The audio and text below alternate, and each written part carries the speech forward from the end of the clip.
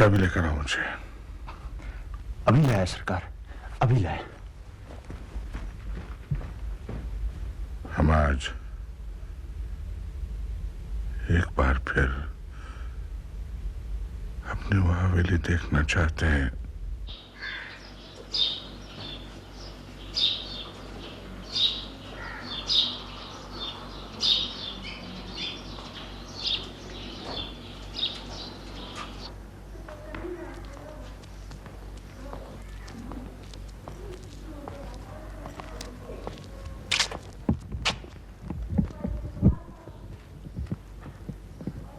मुंशी,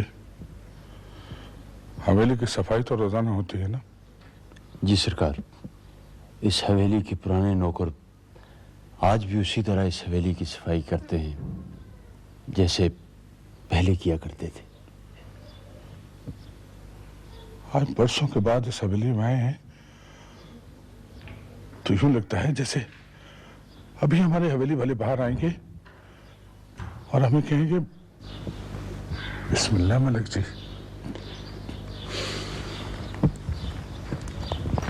चचा जान ने हमारी बात न मानकर अच्छा नहीं किया। सरकार, कुएं से बंजर जमीन सैराब होती है, मगर कुएं का पानी खत्म नहीं होता। अगर मलिक साहब ने 100 एकड़ जमीन अस्पताल को दे दी है तो सरकार इससे कोई फर्क नहीं पड़ेगा। फर्क पड़ेगा मुंशी चाचा, जरूर फर्क पड़ेगा। जायदाद में अगर फर्क न पड़ा तो जमींदारी में फर्क जरूर पड़ेगा। और ऐसा ना हो कि हमारी दाढ़ी दूसरों के हाथों में आ जाए। क्या बात करते हो अहमद खान? सरकार, अब हम इतने भी गए गुजरे नहीं कि शहर से आए हुए बहू हमारी दाढ़ी पकड़ ले। सरकार, बादशाहों के साथ रहकर मुंशी का दिमाग भी बादशाह हो गया। मुंशी चाचा शाहजमान को तो जानते हो ना? हाँ हाँ, बहुत बड़ा जमींदार है। वो एक मुफलिस आदमी था। घूमता घामता चौधरी के गांव आया। चौधरियों ने उसे रहने के लिए जगह और खाने के लिए रोटी दी। और फिर उसने पीरी मुरीदी का ऐसा सिलसिला शुरू किया कि चंद ही दिनों में गांव का मालिक बन बैठा। और अब उसकी औलाद बादशाह है और चौधरी की औलाद दरबदर है। बाहर से आया हुआ आदमी कोई ना कोई चक्कर चलाकर हर चीज पे कब्जा कर लेता है। सरकार, अहमद खान ठीक कहता है मुंशी चाचा। सरकार, ऐसा ऐसा कुछ नहीं होगा। सब सब ठीक हो जाएगा। ठीक नहीं भी हुआ तो हम ठीक कर लेंगे। एक बात पूछूं आपसे? हाँ पूछिए। आपने अब तक शादी क्यों नहीं की? शादी?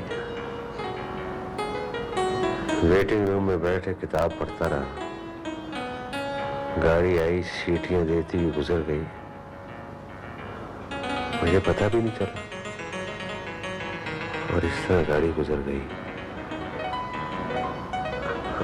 आपने शादी क्यों नहीं की? मैं भी वेटिंग रूम में बैठी गाड़ी का इंतजार करती रही, लेकिन मंजिल तक ले जाने वाली गाड़ी नहीं आई। किसी भी गाड़ी में बैठ जाती, कहीं ना कहीं मंजिल पे तो पहुंचा ही देती। टिकट किस स्टेशन का लेती? अभी भी वक्त है। अब जिस गाड़ी में बैठना चाहती हूँ उसके हर कंपार्टमेंट के दरवाजे और खिड़कियां अंदर से लॉक्ड हैं। मैं जब भी आपसे मिलती हूँ मुझे यूं लगता है जैसे आप अपने आप में किला बंद होकर बैठे हो। किस बात का खौफ है आपको? खौफ इस बात का है कि अंदर का चोर कहीं पकड़ा न जाए। नहीं, ऐसा नहीं है। ऐसा लगता है जैसे आपको कहीं से कोई लाल मिल गया है जिसे आप दुनिया वालों से छुपाते फिर रहे हैं। हाँ, जिसे लाल मिल जाता है वो सचल सरमस बन जाता है और कहता है वो कूचा इश्क में आया है, कैसा कदम उठाया है, अब सारा दर्शन पाया है, अब सचल दिल को जलाना क्या और छुप छुप के आहें भरना क्या। बहुत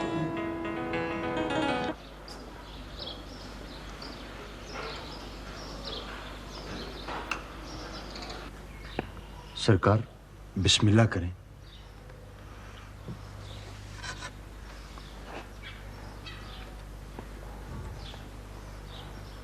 बिस्मिल्लाह।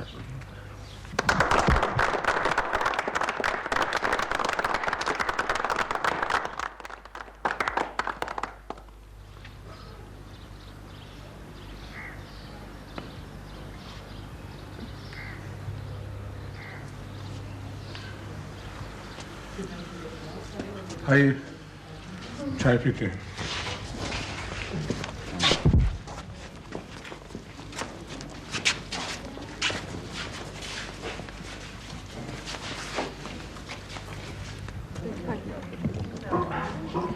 मलिक साहब, बहुत बहुत मुबारक हो हॉस्पिटल। आपको भी मुबारक हो मालिक साहब। लो भाई डॉक्टर, हमने तुम्हारे अस्पताल का इफ्तिताह तो कर दिया। तुम्हारी तंजीम बहुत अच्छे काम कर रही है, खुदा तुम्हें मजीद कामयाबियां अता करे। लेकिन क्या ही अच्छा होता कि आज प्रोफेसर कबीर भी हमारे साथ शामिल होते। क्यों नहीं मालिक साहब, प्रोफेसर कबीर हमारे सरपरस्त भी हैं और हमारी तंजीम के रहनुमा भी हैं।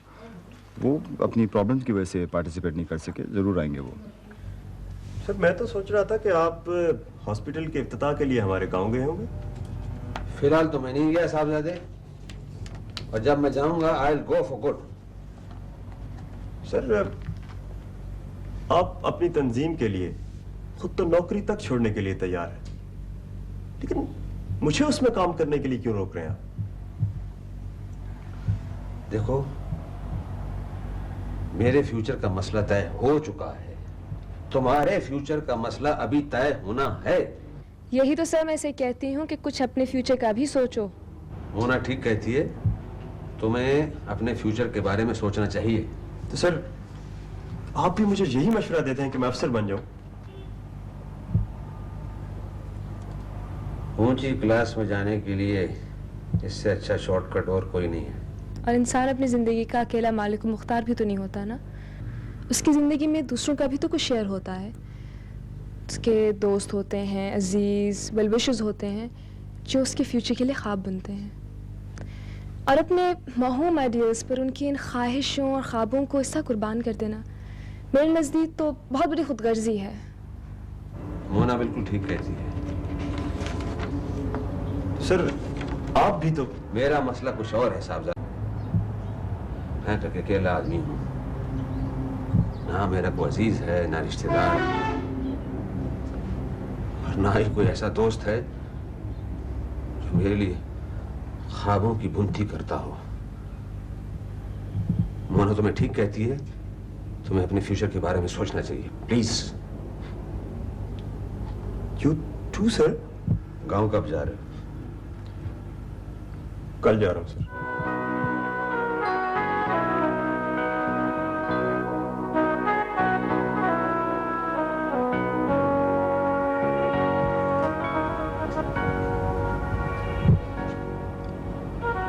सुनो, अपने गांव को, उसकी गलियों को, खेतों को, खलिहानों को जाकर कहना क्या है, आई लव देम। देखिए साहब, सबसे पहले हम कैमरा पैन करके लहलहाते खेत दिखाते हैं। उन खेतों में से एक दोशीज़ा नमूदार होती है जो अपने शबाब की मस्ती में सरशार, रेशमी लाचा, मखमली कमीज और लचकती कमर पर गागर उठाए इटला इटला कर चलती आती है। अचानक दूसरी तरफ से खेतों में से एक हीरो नमूदार होता है और उस हीरो को देखकर हीरोइन जो है वो सहम जाती है, लजाती है, शर्माती है और फिर थिरक थिरक कर नाचने लगती। वाह वाह वाह, क्या मंजरनामा है और क्या गाने की सिचुएशन है। आधा बर्स। जनाब आदाब अर्ज साहब। नाचीज को दानिश कहते हैं, आधा बर्स नहीं। जनाब नाचीज दानिश साहब, आपने कभी गांव देखा है? क्यों नहीं साहब, कई बार रेल और बस में से गुजरते हुए देखा है। गांव में किसी लड़की को रेशमी लाचा पहनकर किसी नौजवान के साथ नाचते देखा है? ऐसा होता तो नहीं है, लेकिन जनाब फिल्म में ये सब कुछ करना पड़ता है। जो होता ही नहीं वो क्यों करते हो? हम ऐसी बंडल फिल्म नहीं बनाना चाहते। अच्छा साहब, ऐसा करते हैं, अगर आपके पास कोई इससे बेहतर सब्जेक्ट है तो इनायत फरमाएं, नाचीज उसी पर कहानी लिख देगा। चलो हम ही सुनाए देते हैं। जी सुनाइए।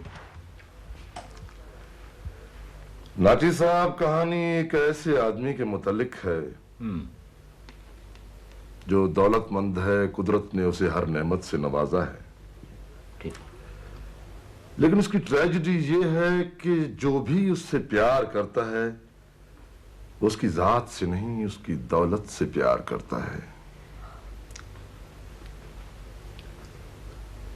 फिर उसकी जिंदगी में एक लड़की आती है। अच्छा साहब, फिर क्या होता है? फिर जो कुछ भी होता है वो बेबी आपको बताएगी। वही इस कहानी को पूरा करेगी। खाला, मुंशी को कहकर इनको एडवांस दिलवा दें और काम शुरू कर दें। जी मलिक साहब। ठीक ठीक ठीक ठीक है।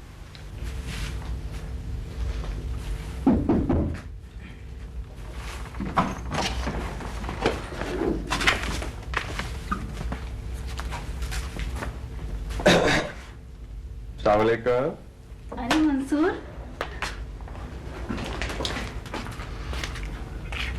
तुम आ गए? जी, अगर आपको एतराज है तो मैं वापस चला जाता हूँ। तो जाओ, रोको तांगे को। पैदल जाओगे क्या? आपकी इत्तला के लिए अर्ज है कि मैं अड्डे से पैदल ही आया हूँ। वैसे नूरी, देख लो, मैं अभी घर में पूरी तरह दाखिल भी नहीं हुआ और तुम मुझे वापस भेज रही हो, तो ठीक है। कौन आया है? अस्सलाम वालेकुम चाची। मंसूर मेरा बेटा है। बेटा खैरियत तो है ना? हाँ चाची, सब खैरियत है। चलो बैठो बैठो बैठो। तुम महीनों के बाद आते हो ना, इस मर्तबा 10-15 दिन के बाद आ गया, तो इसलिए कह रही हूँ। बस चाची, आप सब लोग बहुत याद आ रहे थे, सोचा 1-2 दिन के लिए मिला हूँ। अच्छा किया। माँ, ये झूठ बोल रहे हैं। आए अपने किसी काम से होगा और एहसान हम पे किया जा रहा है। जी चाह रहा था मिलने को। देखो चाची, ये फिर से मुझे झूठा कह रही है। हाँ, हम झूठ बोलने वाले को झूठा ही कहेंगे। अच्छा जी। जी हाँ। अच्छा अच्छा, बस कर। अब तू इसे चाय भी पिलाएगी या इसे बहस ही करती रहेगी? चाय भी पिलानी पड़ेगी इसे। पिलाती हूँ चाय। लॉर्ड साहब जो हमारे घर आए हैं। अरे कौन डॉक्टर साहब आया है? अपना मंसूर आया है ना? वालेकुम चाचा। वालेकुम अस्सलाम। अरे बेटे तुम आए हो? वाह वाह, कैसे हैं चाचा? बैठो। ऐसे लग रहा है आज मेरी आंखों में रोशनी सी आ गई है। हर तरफ नूर ही नूर फैला हुआ नजर आता है। अब पता चला कि मेरी आंखों की रोशनी आ गई है। चाचा, आपकी सेहत कैसी है? अरे फर्स्ट क्लास हूँ, देखते नहीं हो, फर्स्ट क्लास। अब तो गांव में बहुत बड़ा अस्पताल भी खुल गया है। अच्छा, हाँ, तो अस्पताल में काम भी शुरू कर दिया? अरे हाँ, दूर दूर के देहात से मरीज आते हैं अपने इलाज के लिए। भला हो बड़े मलिक साहब का, बड़ा ही नेक काम किया है उन्होंने, अल्लाह उन्हें खुश रखे। सावंता जी। वालेकुम सलाम। आओ। वालेकुम सलाम। आओ। हाँ, ये रहीम, क्या हाल है? अरे मंसूर, तुम कैसे हो? कब आए? बस अभी पहुंचा हूँ। फूफी का क्या हाल है? बिल्कुल ठीक है।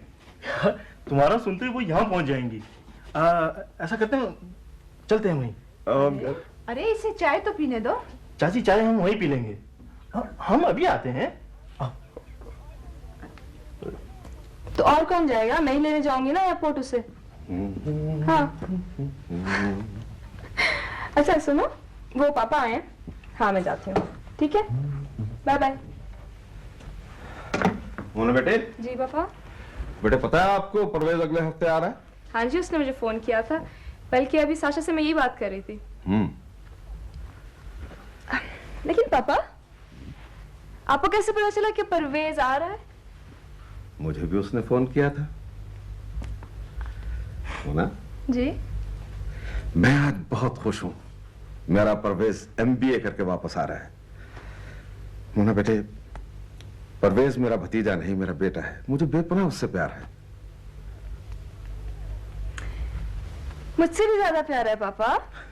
अरे पगली, प्यार प्यार ही होता है, प्यार में दर्जाबंदी नहीं होती।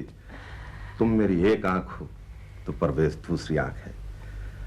बेटे अब मैं चाहता हूं कि तुम दोनों की शादी हो जाए तो बस मैं ये सारा कारोबार तुम्हें सौंप करना कहीं दूर चला जाऊं और अपनी जिंदगी के बाकी दिन बड़े आराम से गुजार दूं। तो पापा मुझसे भी दूर चले जाएंगे? पगली, ये बात तो मैंने ऐसे ही कह दी है। तुम्हारे बगैर तो मैं एक पल भी जिंदा नहीं रह सकता।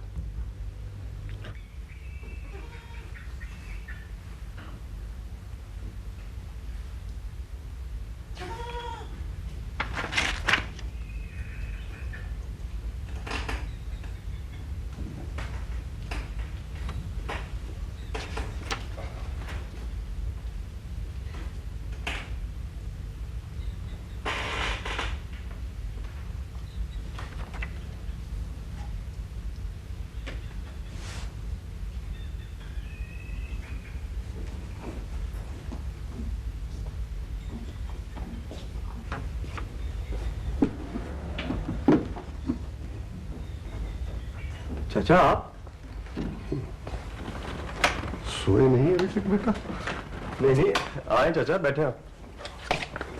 यहाँ बैठे। नींद नहीं आ रही थी, सोचा तुमसे दो चार बातें ही कर लें। हाँ हाँ, क्यों नहीं चाचा। अपने बुजुर्गों के पास बैठने की सादत तो किसी किसी को ही नसीब होती है चाचा। खुदा तुम्हें हर मुसीबत से बचाए बेटा। आज तुमसे एक और बात भी करनी थी। जी जी, कहें। बेटे, नूरी जब पैदा हुई थी तो तुम्हारे बाप ने उसे अपनी गोद में ले लिया था और कहा था कि सावन, ये अब मेरी बेटी है, मैं तुम्हें इसे वापस नहीं करूंगा। ये हम दो भाइयों का मामला था, गुजरे हुए जमाने की बात है। अब जमाना बदल गया है। मैं नहीं चाहता कि हम दो भाइयों का फैसला तुम्हारी राह की जंजीर बने। तुम्हारा जो दिल चाहे कर लो बेटे, मेरी तरफ से तुम्हें पूरी इजाजत है। चाचा आप कैसी बातें कर रहे हैं? मैं आपके और अपने मरहूम बाप के फैसले के खिलाफ कभी सोच भी नहीं सकता।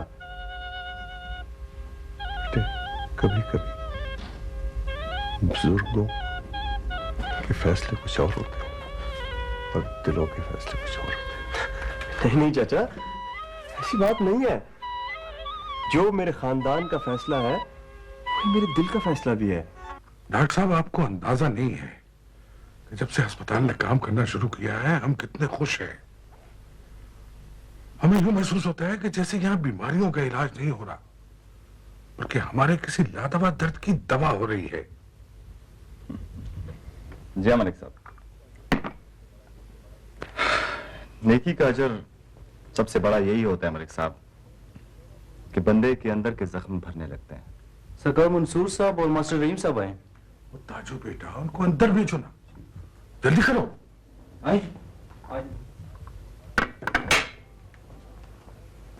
अस्सलामुअलैकुम मलिक साहब। वालेकुम अस्सलाम। आओ मंसूर बेटे, कैसे हो? जी ठीक ठाक, आपके कैसे? मेहरबानी, बैठो बेटा।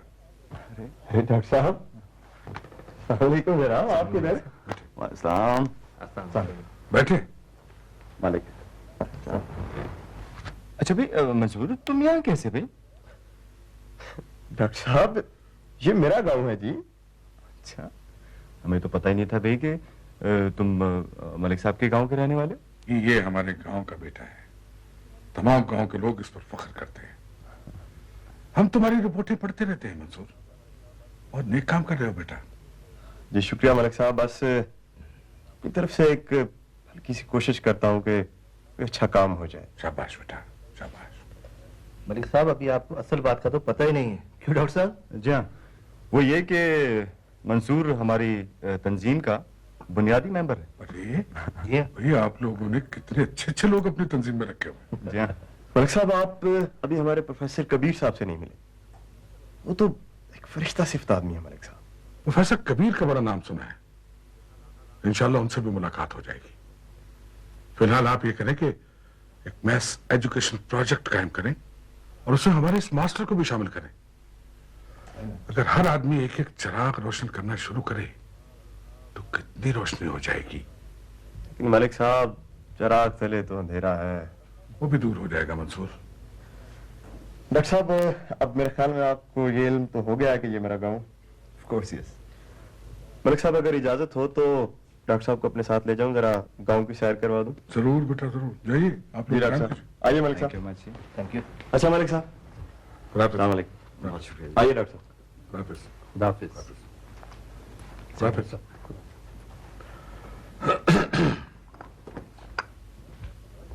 हाँ मुंशी, क्या खैर खबर है? बाकी तो सब खैरियत है सरकार, बस एक छोटी सी परेशानी है। क्या परेशानी है? सरकार, सुना है छोटे मलिक साहब बहुत नाराज हुए हैं। उसके नाराज होने से क्या फर्क पड़ता है मुंशी? उसने जो कुछ करना था वो कर लिया। अब इससे ज्यादा वो हमें क्या सता सकता है?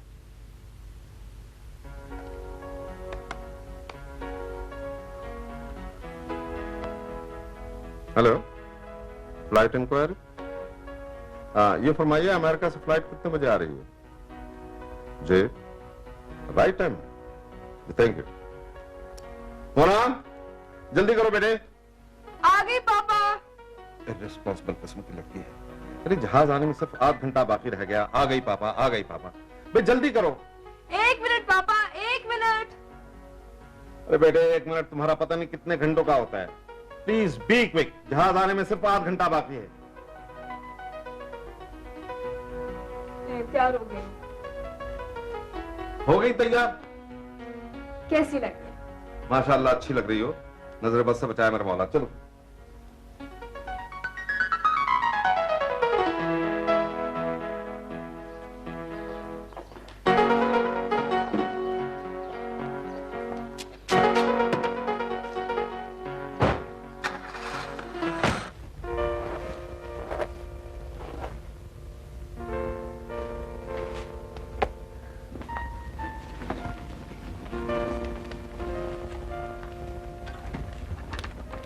Happy birthday to you. Thank you Aamir, इतना अच्छा गिफ्ट लाए हो मेरे लिए। Thank you for such a nice present. It's my pleasure. Sadaf, अगर मेरा बस चले ना तो आज के दिन मैं तुम्हें इतना कीमती गिफ्ट दूं जो आज तक किसी ने किसी को ना दिया हो। लेकिन हमारी तो छोटी छोटी ख्वाहिशें भी जैसे जिंदगी से इंतकाम लेती हैं। ऐसा मत कहो आमिर, तुम तसव्वुर भी नहीं कर सकते कि तुम्हारा ये तोहफा मेरे लिए कितना कीमती है। जब इन फूलों की हल्की हल्की महकी महकी खुशबू मेरे तक पहुंची ना तो मुझे ऐसे लगा जैसे जैसे तुम्हारा खुलूस हो। अच्छा यूं करते हैं कि आज कहीं बाहर चलते हैं, सैर करेंगे, किसी अच्छे से होटल में खाना खाएंगे, ठीक है? सदफ, एक मसला है। आज एक कमर्शियल स्पॉट की मेरी शूटिंग है। शाम तक मैं फारिग हो जाऊंगा।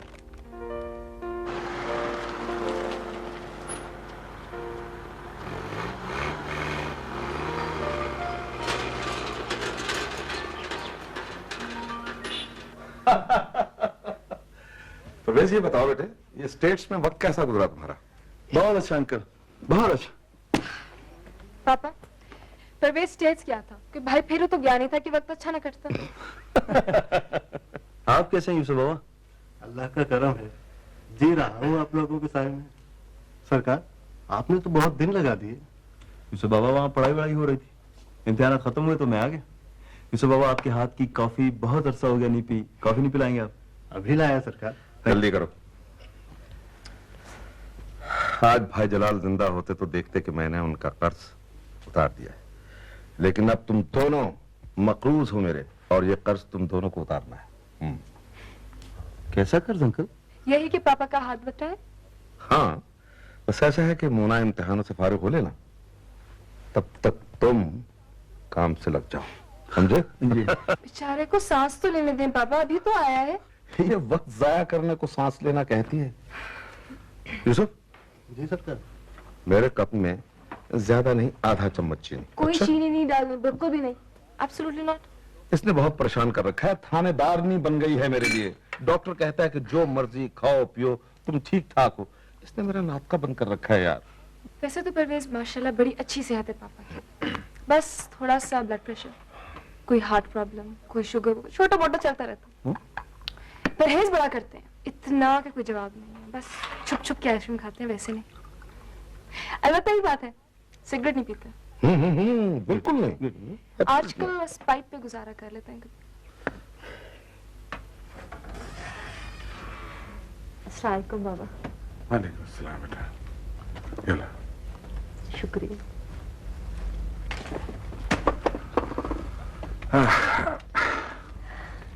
कितने खूबसूरत फूल लेकर आते हैं आप मेरे लिए। जब भी हवेली के आंगन में फूल खिलते हैं तो हमें यूं महसूस होता है बेटे जैसे ये फूल तुम्हारी माँ की मोहब्बतों का पैगाम लाए हों, और हम इन्हें अपने हाथों से चुनकर तुम्हारे लिए ले आते हैं। अम्मी जान की हवेली में अब तो अस्पताल खुल गया है। उनका कमरा कैसा है बाबा? उसे हमने बंद कर दिया है। हर चीज उसी तरीके से पड़ी है जैसा तुम्हारी माँ छोड़ गई थी। अम्मी जान का तो इलाज नहीं हो सका, अब उनकी हवेली में लोगों का इलाज होगा तो उनकी रूह को कितनी खुशी होगी ना बाबा। तुम ठीक कहती हो बेटे, लेकिन अब तुम तो दिल लगाकर अपना इलाज करा लो। बाबा मैं बिल्कुल ठीक हूँ, मुझे क्या हुआ? दिन ब दिन सोकर घाटा होती जा रही है और मुझे कहती हो मुझे क्या हुआ। हमें यूं मालूम होता है जैसे तुम हमें हमारे फैसले की सजा दे रही हो बेटी। बाबा ये आप क्या कह रहे हैं? आपने कोई गलत फैसला नहीं किया। आपका साया मेरे सर पर है, सजावल डॉक्टर बन जाएगा, मुझे इससे ज्यादा और कुछ नहीं चाहिए। खुदा तुम्हें सदा खुश रखे बेटी। अब तुम्हारी खुशी ही तो हमारी जिंदगी है। सजावल हवेली से चला गया है, तुम अकेली अकेली सी लगती हो बेटा। नहीं बाबा, मैं बिल्कुल अकेली नहीं, मेरा सजावल मेरे साथ रहता है। माँ की मोहब्बतें, आपकी शफकतें हमेशा मेरे साथ रहती हैं। हम डॉक्टर से बात करते हैं बेटा, और हम तुम्हारा मुकम्मल तौर पर इलाज कराना चाहते हैं।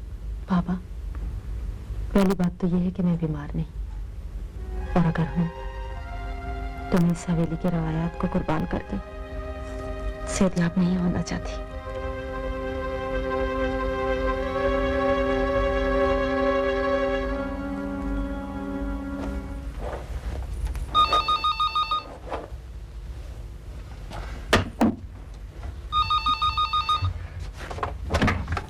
हेलो, अस्सलाम वालेकुम मलिक साहब। Happy birthday to you. Thank you, क्योंकि आपने मेरा बर्थडे याद रखा और मुझे फोन किया। इसका मतलब तुम्हें उम्मीद नहीं थी कि मुझे तुम्हारा बर्थडे याद रहेगा? नहीं मलिक साहब, मुझे तो आप पर पूरा एतमाद है। इस एतमाद का बहुत बहुत शुक्रिया। और हाँ, इस खुशी में आज तुम लोगों ने मेरे साथ शॉपिंग के लिए चलना है। लेकिन मलिक साहब, देखो तुम तो जानती हो, लेकिन अगर मगर के अल्फाज न मैं खुद इस्तेमाल करता हूं और न किसी के मुंह से सुनना पसंद करता हूं। बस तुम लोग तैयार हो जाओ, मैं तैयार होके अभी पहुंच रहा हूं। जी अच्छा, ओके, खुदा हाफिज।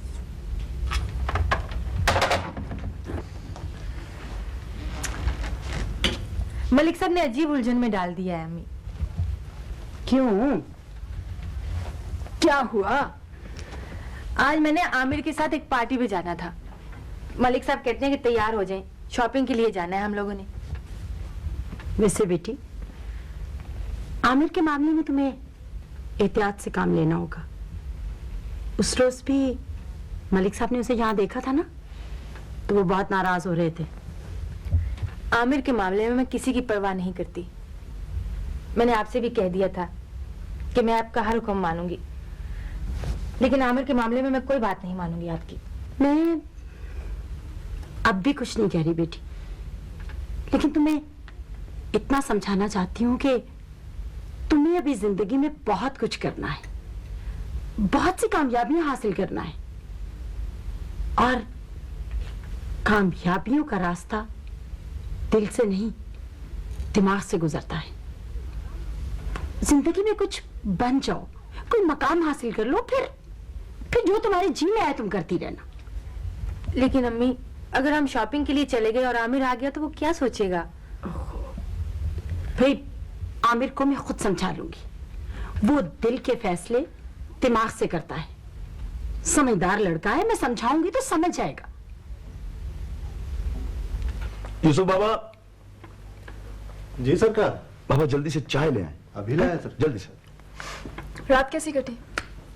मैं सारी रात खुशी से सो ही नहीं सका। खुशी से या स्टेज छोड़ने के दुख में नींद नहीं आई? दुख किस चीज का? इंसानी रिश्तों की अहमियत का अंदाजा तो वहां होता है, और फिर इंसान अपने तमाम छोटे बड़े रिश्तों पर नजरसानी करके उन्हें नए सिरे से जोड़ता है। ये क्या जोड़ तोड़ की बातें हो रही हैं आज? अस्सलामुअलैकुम पापा। वालेकुम सलाम। मौसूफ स्टेज से जोड़ तोड़ का फनी तो सीख कर आए हैं। वैसे तुम्हारी आमद का एक नतीजा बहुत अच्छा निकला है। मोना वक्त की पाबंद हो गई है। खैर, ये इनकी आमद का नतीजा नहीं है, एक अदद क्लास को अटेंड करने की जल्दी का नतीजा है। आई सी। डोंट वरी अंकल, ये बिल्कुल ठीक हो जाएगी। वैसे तुम्हें आज मेरे साथ दफ्तर जाना है। जी। पापा, आज तो बेचारे को माफ रखें। ये वक्त जाया करने को आराम करना कहती है। इसकी बातों का बुरा नहीं मनाना। अच्छा हाँ।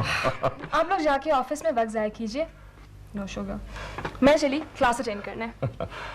राइट। परवेज, शाम को फ्री हो? हाँ हाँ। चलेंगे ड्राइव पे? हाँ जरूर। अच्छा, खुदा हाफिज़। बाबा बाय। अंकल, मैं जल्दी से ड्रेस चेंज कर लूं। हाँ हाँ। Be quick. यस। अपने चारों तरफ नजर घुमा कर देखते हैं, जहां तक नजर जाती है हमारी जमीनें हैं। जब नजर झुकाकर अपने दामन की तरफ देखते हैं तो हमारा दामन खाली है मुंशी।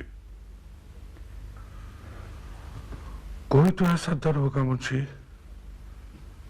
कि जहां हम जाकर सदा लगाएं और कोई खुशियों के बचे खुचे और चंद बासी टुकड़े हमारे दामन में डाल दे।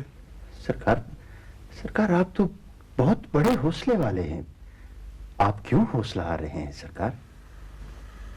तुमने कभी कोई ऐसा दरख्त नहीं देखा मुंशी जो बड़ा तनावर होता है लेकिन अंदर से खोखला हो रहा होता है? हमारी हालत उसे दरख्त जैसी है मुंशी। सरकार, मलिक शाह मुराद इतने बुरे नहीं हैं। वो एक न एक दिन जरूर लौट कर आएंगे। हमें मलिक शाह मुराद की फिक्र नहीं है मुंशी। हमें उसकी हवेली की फिक्र है। उसकी हवेली वाले बहुत बीमार हैं। सरकार, तो अब तो घर में अस्पताल खुल गया है, उनका इलाज हो सकता है। इसके लिए हमें मलिक शाह मुराद से इजाजत लेना होगी जो वो हमें नहीं देगा, और उसकी हवेली वाले उसकी इजाजत के बगैर इलाज नहीं कराएंगे। सरकार, मलिक सजावल खान अब जवान हो गया है और वो अपने बाप की जगह फैसला कर सकता है। ठीक कहते हो मुझे तुम। डॉक्टर साहब शहर से आएंगे, हम उनसे मशवरा करेंगे।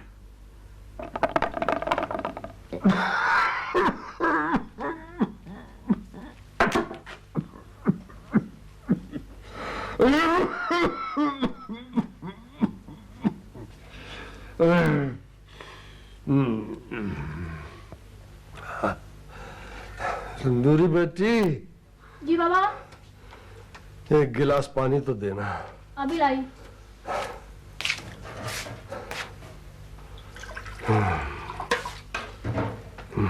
ये लो बाबा।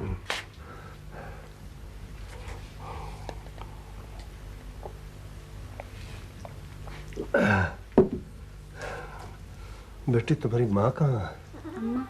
हाँ। अम्मा, अम्मा बाबा बुला रहे हैं।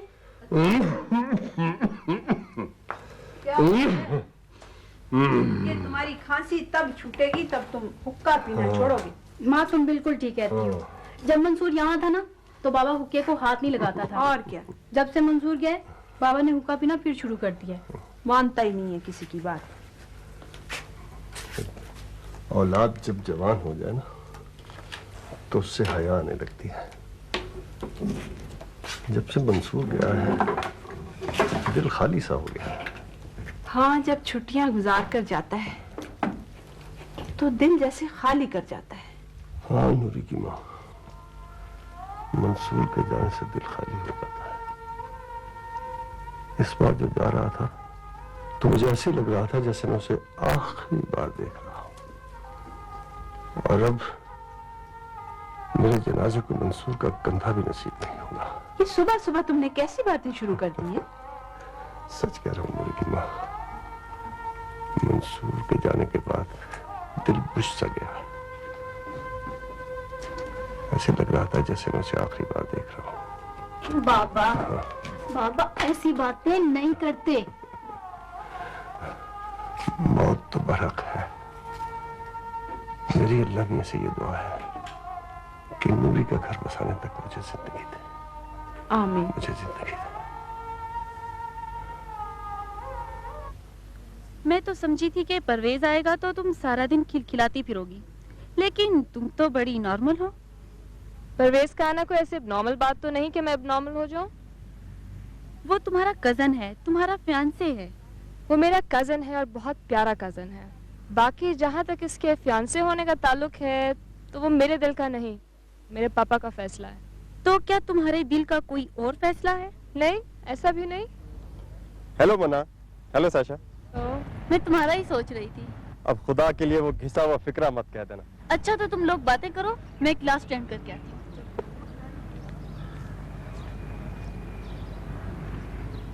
हाँ जी, चलें कैफेटेरिया में चल के बातें करें।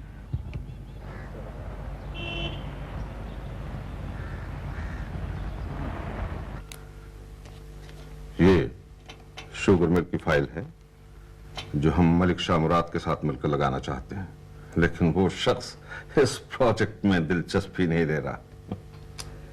कल ये जिम्मेदार लोग बिजनेस में इतनी दिलचस्पी नहीं लेते। उनका ताल्लुक चूंकि जमीनों से होता है इसलिए उनके दिल भरे हुए होते हैं। ये तो बिजनेसमैन होता है जिसकी तिजोरी भरी और दिल खाली होता है, और वो नए नए प्रोजेक्ट लगाकर अपने खाली दिल को भरने की कोशिश करता है। बेटे, उनकी इन कोशिशों से ही शायद तरक्की करता है। ये जो तुम्हें बड़े बड़े शहर नजर आ रहे हैं, इन्हें जिम्मेदारों या जागीरदारों ने आबाद नहीं किया, बल्कि इनकी बुनियादें छोटे छोटे दुकानदारों ने रखी है और मार्केटों ने इन्हें तरक्की दी है। यस। और बेटे, ये फाइल है उस प्रोजेक्ट की जो हम चौधरी खैरदीन के साथ मिलकर प्लाजा बना रहे हैं। चौधरी खैरदीन इस शहर का गॉडफादर है। उसे लोगों की पार्टनरशिप में सिक्योरिटी मिलती है। अंकल, शहर तो तहजीब का जंगल होता है और ये गॉडफादर उस जंगल के कवानीन के मुहाफिज होते हैं। उनसे तो बना के रखनी पड़ती है। अच्छा ऐसा बेटा, तुम इन फाइलों को पढ़ो, इन पर बाद में डिस्कस करेंगे। असल में मुझे एक मसला और डिस्कस करना है, वो ये है कि शादी के बारे में तुम्हारा क्या ख्याल है? जी अंकल, जो आप बेहतर समझें मुझे मंजूर है। That's good. असल में परवेज, बात यह है कि मेरी तबीयत ठीक नहीं रहती। I have gone tired now. मैं चाहता हूं कि तुम दोनों की शादी जल्द से जल्द हो जाए, और मेरा ख्याल है कि मैं मोना के इम्तिहानों के फौरन बाद कोई तारीख मुकर्रर करके तुम दोनों की शादी कर दूं। शादी के बाद तुम दोनों मोना के रिजल्ट तक स्विट्जरलैंड रहो। मैंने तुम्हारे अकाउंट में कुछ रकम जमा करा दी है बेटे। Now tell me, do you like this proposal? Yes I do. तुमने मुझे अपने आने की इत्तला क्यों नहीं दी? सोचा तुम्हें सरप्राइज दूंगा। तुम तो 1 हफ्ते में आ रहे थे, 2 दिन में कैसे आ गए? मोना, ये जो तुम्हारा शहर है ना, इसमें बड़ा अजीब सहर है।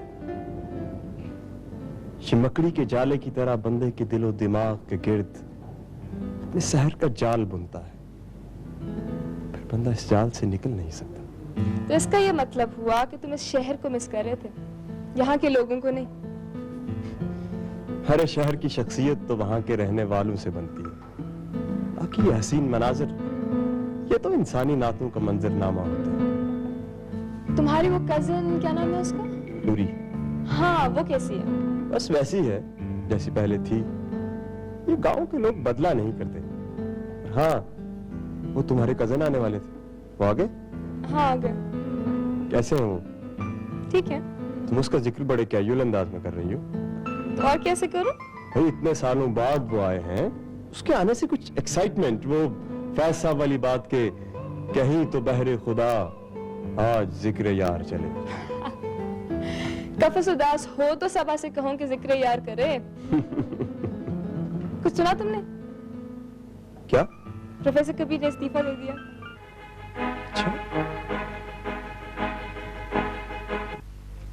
अस्सलाम वालेकुम सर। वालेकुम अस्सलाम। सर आपकी क्लास है। ठीक है बेटे, तुम चलो, मैं अभी आता हूँ। क्या बात है काजी साहब, आज कोई खामोशी सी है? हाँ, नहीं कोई खास बात नहीं। कुछ तो है काजी साहब।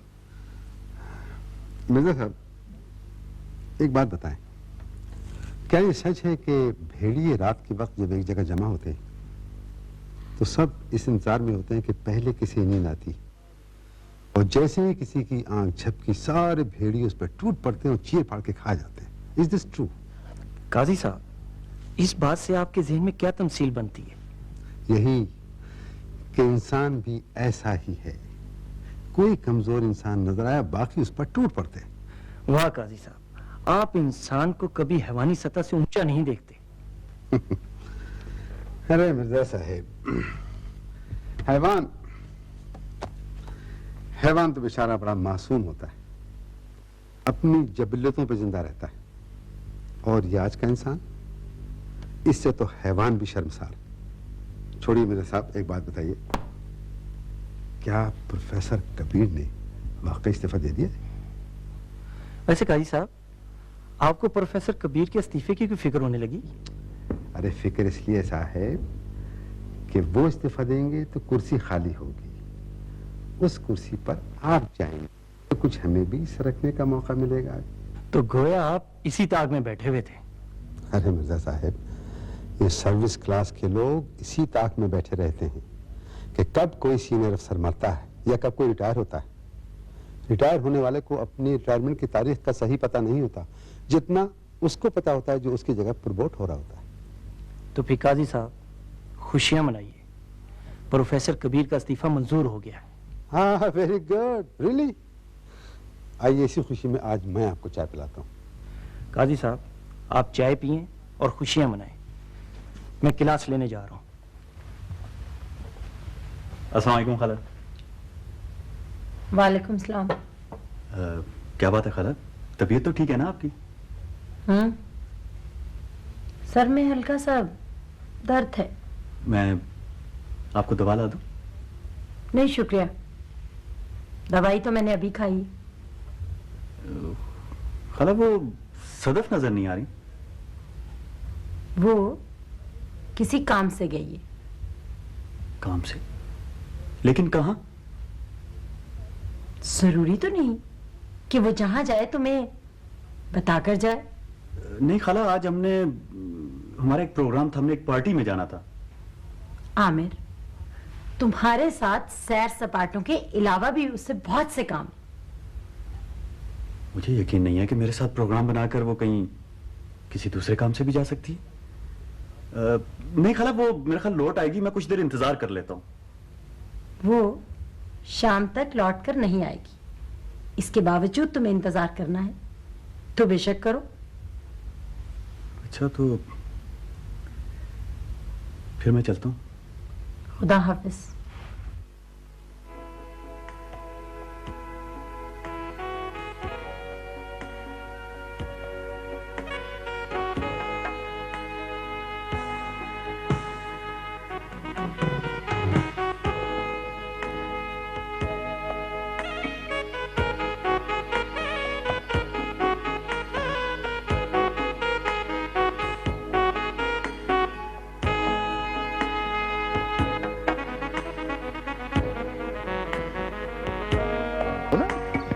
हम दोनों चुप चुप क्यों हैं?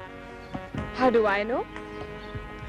मुझे पता है, जब मैं अमेरिका में था ना, मैं सोचा करता जब पाकिस्तान जाऊंगा तो मूना से इतनी बातें करूंगा कि मूना बोर हो जाएगी।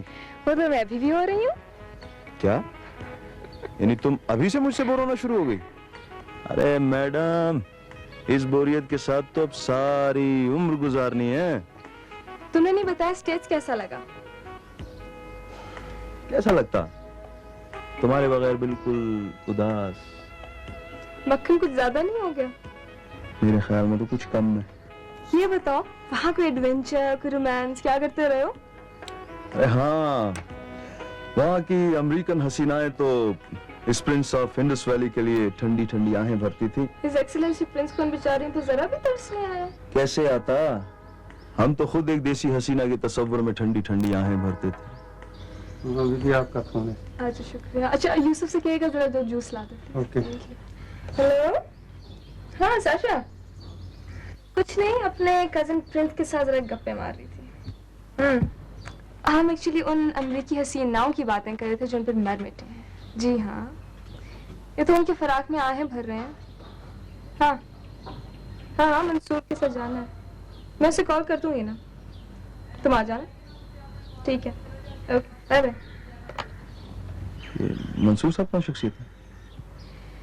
एक शख्सियत, बड़े ब्रिलियंट टैलेंटेड से जर्नलिस्ट हैं। बस उन्हें कुछ खिदमत खल्क का ऑब्सेशन सा है। मरीम, ये तो अच्छी बात है। But at what cost? At the cost of one one's future?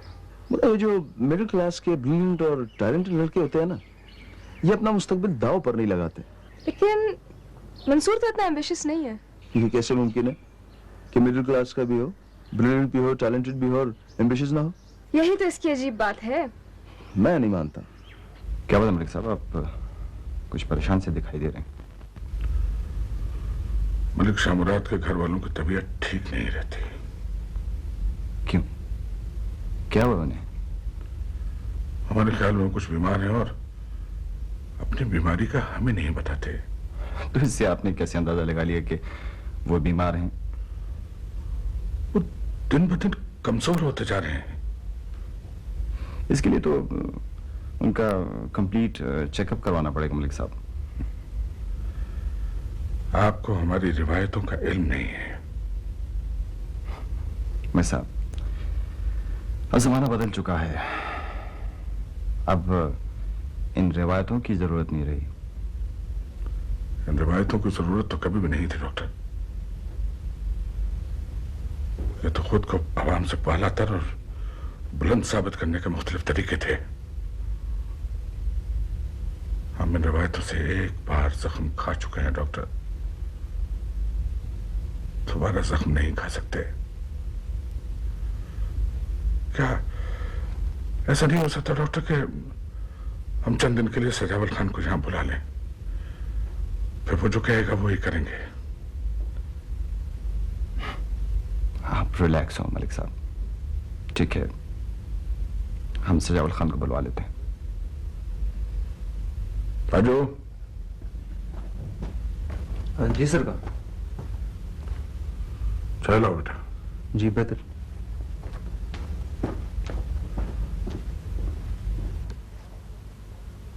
भाई अजीब बात है मंसूर मियां। क्या अजीब बात है मजरू साहब? भाई हम इतनी देर से आपकी समा खराशी के मुंतजिर हैं और आप हैं कि खराफात में उलझे हुए। किस में उलझे हुए? हाँ, खराफात में उलझे हुए। बस मजरू साहब मैं 2-4 सतरें और लिख लूं तो जनाब फिर खुद को समा खराशी के लिए पेश कर दूंगा।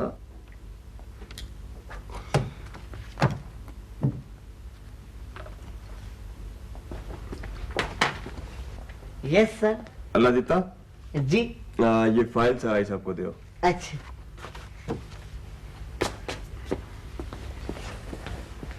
जी मजरू साहब। ये हुई ना बात भाई, शेर अर्ज किया है कि... हेलो मंसूर। हाँ क्या हाल है? क्या कर रहे हो? मैं बिल्कुल फ्री हूँ। मैं और साशा रावल डैम जा रहे हैं, पहुंच सकते हो? मैं आ जाता हूँ। राइट दिन, खुदा हाफिज। मंसूर मियां, ये किसी सिनफे नाजुक का फोन लग रहा था। मजरू साहब ये आपको कैसे मालूम हो गया कि ये सिनफ नाजुक का ही फोन था? भाई आपके होठों से शहद टपक रहा था, आंखों से मताबियां फूट रही थी, तो इस बंदा बेदामो गुलाम हकीर पुर तफसीर के दिले नादार में शेरों का नुज़ूल हो रहा था। अभी अभी एक शेर हुआ है, अब मुलाहिजा फरमाइए। जनाब नहीं जनाब, आपको सराई साहब बुला रहे हैं जी। बाखुदा इस दफ्तर में अब हम रहेंगे या ये सहरा ही रहेगा? अरे नहीं मजरू साहब, मैं बस 1 मिनट में उनसे जान छुड़ा के आया, आप क्यों घबरा रहे हैं? देखिए मंसूर मियां, अगर आप आज भी ना आए तो बाखुदा हम शायरी ही छोड़ देंगे। ये तो आप बहुत अच्छा करेंगे, लेकिन मैं अभी आता हूँ। हाँ बस आ रहा हूँ।